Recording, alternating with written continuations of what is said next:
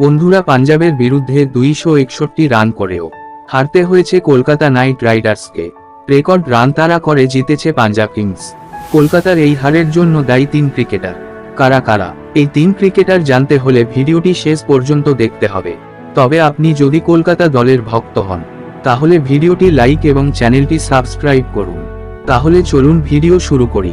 বন্ধুরা, কেকেআর প্রথমে ব্যাট করে 261 রান করায় কোনো ব্যাটারকে এই তালিকায় রাখা যাচ্ছে না। অর্থাৎ দলের হারের জন্য 3 জন বলারই দায়ী।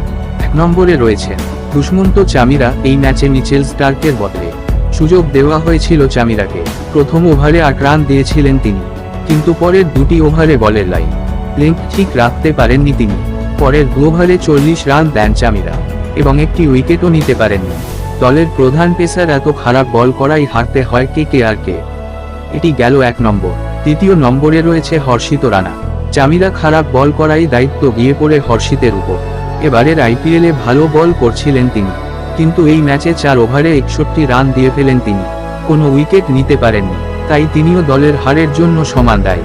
এবং তৃতীয় নম্বরে রয়েছে বরুণ চক্রবর্তী। এই রহস্য স্পিনারের রহস্য আর নেই। প্রতিটি ম্যাচেই রান দেন বরুণ। তবে এই ম্যাচে যেখানে কেকেআরের আর এক স্পিনার সুনীল নারায়ণ ভালো বল করলেন, সেখানে বরুণকে একটু ভালো বল করা উচিত ছিল। 3 ওভারে 46 রান দিলেন তিনি, কোনো উইকেট নিতে পারলেন না। বরুণ রান দেওয়ায় নারায়ণ যে চাপ তৈরি করেছিলেন তা থাকলো না। ম্যাচ হারল কলকাতা। দলের হারের জন্য এই স্পিনারও দায়ী। এই 3 ক্রিকেটার জন্য হারতে হয়েছে কেকেআরকে। এই ধরনের দারুণ খবর পেতে আমাদের চ্যানেলটি সাবস্ক্রাইব করতে ভুলবেন না। ধন্যবাদ।